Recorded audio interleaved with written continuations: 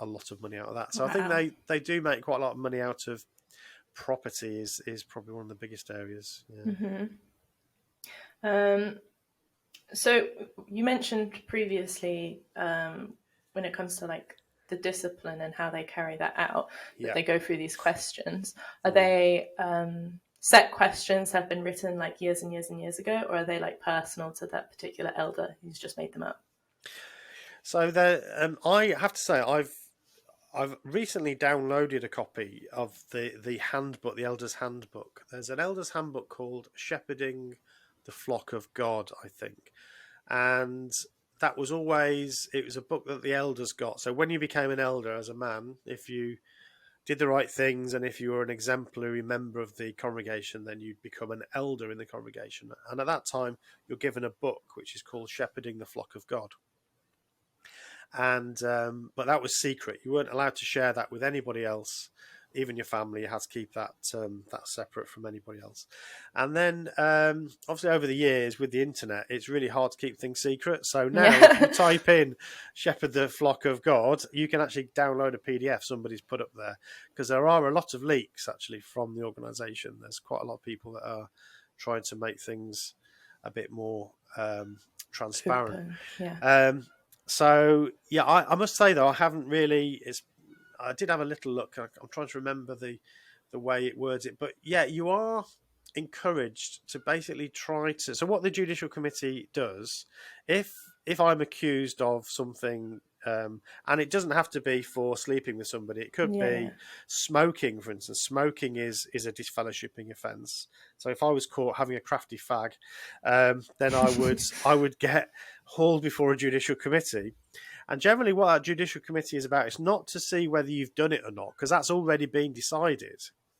What the question is are you repentant? Okay. So whether you are sorry, truly sorry for what you've done. And so the questions are really about that. So I'll use the smoking example, but you hopefully by me using this, you can apply that to things like sexual activity as well, because Mm-hmm. these are the same sorts of questions. So the elders might say to me, "So did you plan to have a cigarette? Did you so when you went to the shop, did you go just for the packet of cigarettes?" Or did we just doing a normal shop or maybe you didn't buy cigarettes at all? Did somebody just give you a cigarette? So how much pre-planning was going on about whether you were going to have this cigarette or not? When you smoked, did you enjoy having that cigarette? How much did you really enjoy? On a scale of 1 to 10, how much would you say you enjoyed having that cigarette? um, and after you'd had the cigarette, what did you do after that? And so you can imagine those are the same questions. I'm being purposely. I'm using the example of cigarettes, but actually, that's the same sort of questions that they will ask a young woman or a young man who it's claimed have maybe had a relationship before they were married. Let's say, Mm-hmm. and it's pretty gross. So It's very intrusive. very intrusive, very completely inappropriate. Yeah. But these are not questions that are just dreamt up by the elder. They are basically doing what they're told to do. There's a number of biographies that it's well worth your listeners reading. We've just interviewed a woman called Ali Miller. Mm-hmm. She's recently released a book called The Last Days, and she talks about her experience with this in a judicial committee. So if your listeners are interested in what that's like, then I thoroughly recommend that book, because she goes into the detail of the sorts of questions she was asked about her sex life, essentially. Yeah. So yeah, it's really inappropriate. It's quite surprising that these things still happen. And I feel like that's so open to manipulation as well when the people being interrogated, they don't know any of the process. They're not That's allowed right. to know. Yeah. Then something could easily happen and an elder could take advantage of the situation. Absolutely. Particularly women, I think, and I've come to see this more and more as I've been talking to people who have been witnesses, and people like Ali and others. Women are actually in a very vulnerable position, I believe, in this organisation, especially single women. Although if you're married, of course, you're so that they have the language around this, and it's pretty offensive, to be honest. But the head of every woman is her husband, so her husband is her spiritual head, and so kind of what he says goes really in the family. Women are not allowed to speak in the congregation in terms of teaching or anything like that.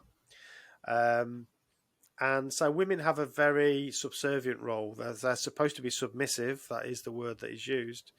And so they have no power. So women have no power in the organisation. So yes, you're right. That's open to abuse. When you have an organisation that treats people in that way, then yes, you're going to get some men who take advantage of that, of course, and that does happen. There have been numerous accusations of sexual abuse, both to children and to women. I mean, Jehovah's Witnesses are not unique in this, of course. We've seen lots of everywhere, terrible examples of this in other organisations, but groups like Jehovah's Witnesses are particularly susceptible, in my view, because of this power imbalance. If you create a situation where all the power is with the man of the house, then don't be surprised if you have some situations where that becomes very dangerous, let's say. Yeah, it reminds me a bit of the Orthodox Jews, women's place in their religion as well. So after these questions, what are they getting out of it? Like, how are they deciding the outcome? Yeah, so they have to then decide on the basis of these questions. If I go back to my smoking example, and again I'm using that as a proxy really for the more gross things that they actually ask. But if they say, if I say to them, well, I did actually plan to have a cigarette. I went to the shop specifically with the purpose of buying cigarettes, but I'm really, really sorry now. Then they might decide that because I'd prepared it in advance, then I'm not likely to be as repentant as I need to be. Okay. If I'd have just, somebody slipped me a cigarette and said, have a cigarette, Stephen. Maybe I hadn't planned it, I hadn't thought about it, I hadn't prepared myself for it. Okay, and he seems really sorry. So, but it's really, how can anybody know somebody else's inner motivations and how much they are really sorry for something? So you've got three men here, and the Judicial Committee is always three men. Three men making a judgment about somebody's inner state, whether they're sorry about something, and so yeah, it's of course they're going to differ about whether they believe that's true or not, and they'll then decide whether the person is repentant or not.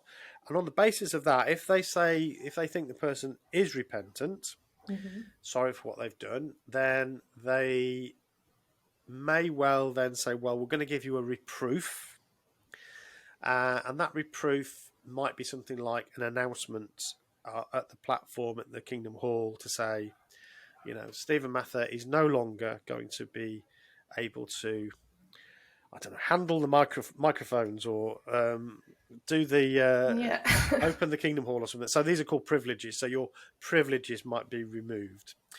If I got disfellowshipped, then at the next meeting, a simple announcement would be given, which would say something like, ladies and brothers and sisters, Stephen Mather is no longer a Jehovah's Witness, or no longer one of Jehovah's Witnesses. Wow. So would you be there when that happened? Possibly, yeah. If you're disfellowshipped, then you may. It may just be that you're fed up with it and you don't want to be it anymore. Which obviously you wouldn't be there. But yeah, if you decide you are repentant and you really want to come back, then yes, you may well be there. And of course, if you are repentant, or they think you're repentant, and you just get the reproof, then you'll definitely be there. So be sat there whilst that announcement is going on. Then also, if you are going back to the reproof, they might then have a special item on one of the meetings about the thing that you've done. So, so today we've got a special needs item about smoking. They're just So trying to rub it in. it's like people are able to put two and two together clearly. So everybody gets to know, or at least it sometimes happens like that. So yeah, it's pretty unpleasant. Yeah. Disfellowshipping though can be devastating, because what disfellowshipping means is that you are essentially isolated from the congregation, and I'm not exaggerating. You are. And I've done it myself with people who've been disfellowshipped. If I see them in the street, I would walk past them without saying hello, even if I've known them since childhood. Yeah. If they want to come back to the meetings and become reinstated, there is a process for that, but that means they have to come to the meeting, sit at the back, and nobody can talk to them. So they are literally ignored throughout the whole meeting, and then they have to leave just before it finishes. And of course, this can be, it depends on the situation, but, if I'm a young woman, let's say, 18, 19, just left home, but still pretty vulnerable, suddenly my parents don't speak to me anymore. And if you think that's me making that up, all you need to do is have a look at the Jehovah's Witnesses' own website. I think it's still there, but there is a little drama there of what it's like to be disfellowshipped and how to stay faithful to Jehovah as parents, by basically ignoring your daughter as she's calling you because she needs some help. Now, of course, there are some witnesses who will perhaps break those rules a bit, bend them a bit, because obviously people will love their family, won't they? If the daughter or the son is living at home, then they may still be allowed to do that, and obviously they would speak to them if they're living in the same house. But as soon as they move out, then you're strongly encouraged not to have anything to do with them. So, yeah, it's that's unacceptable. That's unacceptable. They need to stop doing that, in my view. And I'm not an activist. I wouldn't say. It's not something that I'm personally not petitioning governments and so on. But I think as a citizen, we should be concerned that we are allowing that to happen. And actually, as a charity, because they're a charity, they receive public funds. So as a charity, they have tax-free status, which essentially means that you and I, through our taxes, are helping to pay for these sorts of practices. And I think that's unacceptable. Yeah. And that's the psychological effects that has to have on a person. Yeah. Like if you're being ostracized, like have to be detrimental, especially if you still want to be part of Jehovah's Witness. You know, it's different if you don't care and you don't want to be there. But if you want to be there, it's like, that must be awful.